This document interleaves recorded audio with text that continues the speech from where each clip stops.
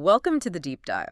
Today, we are sinking our teeth into a food that, well, it really tells the story of an entire civilization. We've got your sources, and they're just so rich, not just with recipes, but with chemistry, history, and sociology. They really are. We're focusing on Halva, and Yeah. specifically the really ancient variety made from tahini and molasses.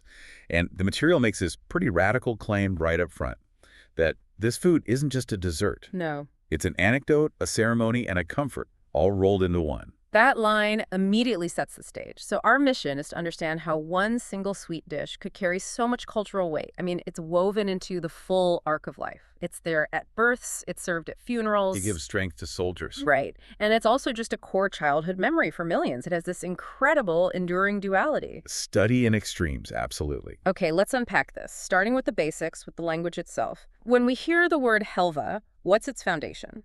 So the word Halva comes from the Arabic root alwa, which means something very simple, sweet or pleasant. Okay. But the sources are really quick to point out that the concept of this kind of dense, nutrient-rich, sweet mixture, it predates that Arabic term by millennia. How far back are we talking? Give us a historical marker. We're going all the way back to ancient Mesopotamia. Your sources detail these cuneiform tablets describing a fundamental food. It's a dense mixture of ground grain or seeds, some kind of fat or oil, and a concentrated sweetener. And this is way before the age of sugar, so what's providing that powerful sweetness? It's primarily pekmez. So that's a dense, reduced fruit molasses, usually from grapes or mulberries. And this is a really crucial distinction to make. Why is that? Because when you look at the earliest ancestor of Helva, you realize sweetness wasn't some luxury item from refined cane sugar. It was raw, dense energy sourced right from the earth.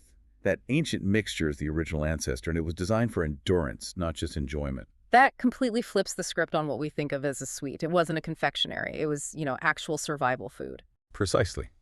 And that functional necessity leads us perfectly into our first segment. The sheer genius of pairing tahini and molasses together. Yes, I found this fascinating. The documents don't treat this pairing like it's an accident. They call it a product of, and I'm quoting here, biological intelligence. What does that even mean in practical terms? It means that cultures, through generations of just trial and error, they stumbled upon a near-perfect nutritional synergy. If you look at the components, you have tahine ground sesame, which is packed with healthy fats, protein, and minerals like zinc. Okay. Then you have the pekmez, the molasses, which is almost pure, natural sugar for that immediate energy kick. But also, and this is critical, it's incredibly high in bioavailable iron. So you're not just getting a simple sugar rush, you're getting the long-term staying power from the fat and protein plus a huge mineral boost. Correct. When you mix them, you get this incredibly high-density, stable fuel source. The immediate benefits are robust. It keeps you full for hours, a state the sources call tick-tock tutor. Tick-tock tutor. Keeps you full. And it gives you immediate strength, or gusevere air. And because there's so little moisture, it lasts an extremely long time. It doesn't spoil easily. So it's perfect for a harsh climate or a long journey? It's basically the original energy bar, but with a purpose that goes far beyond just a gym bag. And this wasn't just some bit of kitchen wisdom. This nutritional logic became institutionalized. Right, it became official. It absolutely did. This practical necessity drove its official use. In Ottoman kitchen documents, this exact tahini molasses mix was formalized. It was given a name that tells you everything you need to know. Kuvet Makunu. Strength paste. I love that. It's so direct, so utilitarian. But who, historically, was getting this strength paste? It wasn't for everyone, was it? No, it wasn't a general dessert. It was a strategic supplement. It was given out at specific times of high physical demand. Think about it logistically. It was crucial for soldiers before an expedition, Sefer Unsezi. To give them dense, long-lasting fuel. Exactly. It was also widely used during the brutal winter months when fresh food was scarce. And significantly, it was given for recovery to postpartum women, luhusa kadyanlara, and often given to the sick, hastalara. So it was nutrition targeted at the body's most vulnerable moments. Yeah. That really elevates Helva from just a food to an early form of, well, state-sponsored wellness. Precisely. It was a strategic asset. Which leads us really to our next question. If it was this vital on the battlefield and in the birthing chamber, how did it function within the seat of power itself? And that's where we move into the palace. This is where Helva becomes a full-blown state matter in the Ottoman Empire. We're not talking about kitchen staples anymore. No, we're talking about the Sultan's palace. The sources showed that the status of Halva was just elevated drastically. Its production wasn't left to chance. It was centralized in a very specialized section of the imperial palace known as the Helvahane. When you first hear Helvahane, the House of Helva, you just imagine a giant candy factory. But Yeah. the sources show it was so much more complex. Oh, much more. I mean, yes, they produced incredible sweets, but the Helvahane's actual mandate was broad spectrum. They made essential pastes, macunlar syrups, siruplar, and perhaps most importantly, complex medicinal mixtures, Schimler. Wow. They were responsible for the health, the pleasure, and the strategic provisioning of the entire court. So it sounds less like a kitchen and more like a combination of a pharmacy and a high-end culinary research lab. That's a perfect way to put it. The famous traveler Evliya Çelebi, writing centuries ago, described the Helvahane not as some outbuilding, but as the heart of the palace. The heart of the palace. That tells you everything about its perceived importance. It was central to the palace's very function. It supplied both the fuel and the cure. So with that kind of status, there must have been an imperial standard, a recipe that was above all others. What did the ultimate Helva look like? That would be the Helva Hakakani. It translates to Imperial Helva. This was the absolute pinnacle. It involved refined flour, copious amounts of very high-quality butter, and the sweetener was either a premium honey, ball, or a high-grade molasses, picnis. And what really set the imperial recipe apart, I guess besides the quality, were the additions. Absolutely. It was seasoned like a luxury good. They used expensive spices like cinnamon, cardamom, clove. And again, we have to emphasize the most prestigious, earliest imperial recipes relied on these dense natural sweeteners. Sugar, as we know it, was the new kid on the block. It only became a prominent ingredient much, much later. So if we connect this to the bigger picture, the Helvahane was a symbol of state power, controlling the source of pleasure, strength, and medicine. That's a way of controlling the narrative of well-being in the empire. It's just fascinating how strategic a simple sweet could become. It really is. It shows how much history can be hidden inside our food. Let's pivot now to the lore that surrounds any powerfully rich food. We have to talk about the myth. Was Helva an aphrodisiac? The documents do address this head-on, and they suggest the common belief is, well, partially true. But we should probably define the effect more accurately as power-giving or gooseferity. And the mechanism behind that is just the excellent chemistry we already discussed, but applied to a very specific human function. Precisely. It's not magic, it's just high-octane nutrition. Mhm. When you eat sesame, you're getting zinc and essential fatty acids. When you have the molasses, you're getting that rapid energy and those blood-building nutrients called yopichi, as the sources call it. Meaning your whole system gets a boost. It increases overall blood circulation, it dramatically reduces fatigue and lethargy. You just feel more physically robust and energetic. So, while it's not a direct libido trigger, increased vitality and less exhaustion, that certainly has an indirect positive effect on stamina. That reframing makes the historical traditions entirely logical. This is why Demet Helvasa, the groom's helva, was a thing before a wedding, and why Lohusa Helvasa was essential postpartum recovery food. Yes, you're prepping the body for, or recovering it from, a period of high energy expenditure. Right. It's the most efficient nutritional support they had. It shifts the whole discussion from magic to sheer physical benefit. Okay, so let's zoom back out to the ancient kitchen, before the palace standardized everything and before sugar industrialized it.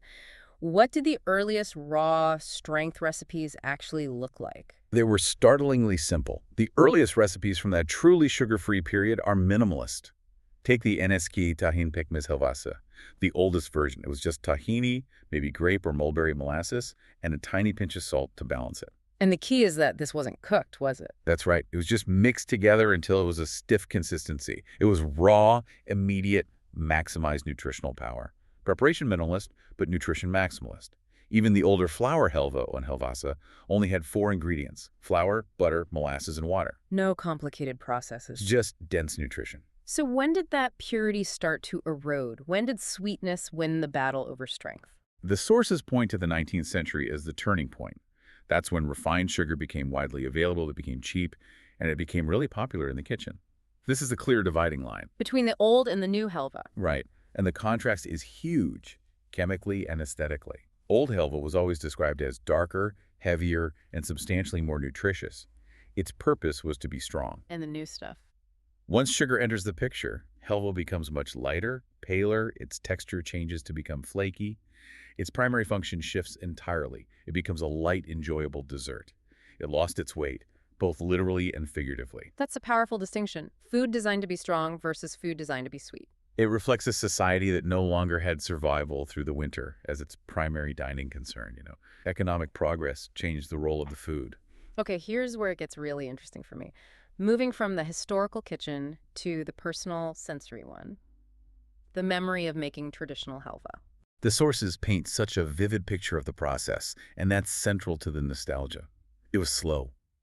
The butter sizzling in the pot, the fragrant smell of flour toasting spreading through the whole house for like half an hour. And that color slowly deepening to a rich caramel when the molasses is finally added. The sources even mention that critical moment when the wooden spoon leaves a clear trace is barakar in the mix. That's how you knew it was done. Those slow sensory inputs are what tie the food to memory. There's a philosophical nugget in here, too. This halva was called poor, but not lacking. It's beautiful, isn't it? It lacked the expense of white sugar, but it had this incredible depth of taste, the tat from the fruit molasses and toasted sesame. It lacked the convenience of a ready-made package, but it demanded, and it rewarded, patience or sabar. So the nostalgia isn't just for the flavor, it's for the slowness and the simplicity of it all. And the communal warmth of that process, yes. It's the intelligence of making the most out of what you have. Now, before we conclude, let's just revisit the real, unexaggerated benefits one more time to ground all this history in practical nutrition. Absolutely. The factual benefits hold up. Halva provides dense, long-lasting energy. It's an excellent support for iron levels, which is crucial for fighting fatigue. It guarantees that feeling of being full for a long time. And historically, because of its density and fat content, it was known for warming the body in cold weather. It's a real physical comfort. And the final necessary context, which defines its role, is how it was eaten. Yes. Traditional halva was heavy, it was intensely rich, it was eaten when needed, itiasananda. It wasn't designed to be scooped out every day after dinner. It was reserved for fuel, for recovery, for celebration, and for mourning. The purpose defined the quality, and that purpose was strength. This whole deep dive has really been a masterclass in understanding the intelligence of traditional cuisine. We've gone from a simple sweet to this profound historical marker. The tahini pekmez pairing really encapsulates the intelligence of poverty food designed with precision for maximum efficiency, not maximum profit. A single dark spoonful of that dense halva is a reminder of an era that was defined by simplicity and necessity. It's a direct connection to a past where your food was also your medicine and your strategy. And that leads us to the final thought you should mull over, some sweets flavor memory, not just the palate. And this raises a really important question. What other traditional foods are we losing the strength and simplicity of, sacrificing all that nutritional depth for modern sweetness and convenience? And there are even deeper avenues from the sources you shared that are worth exploring. Halva's complex place in mourning culture, for example. Why is it traditionally served after a death? Or the tradition of Halva sabetleri, these famous Halva conversations that were important community gatherings. An incredibly rich history, culture, and science packed into one dense, unforgettable food. Thank you so much for guiding us through this deep dive today. It's always a pleasure.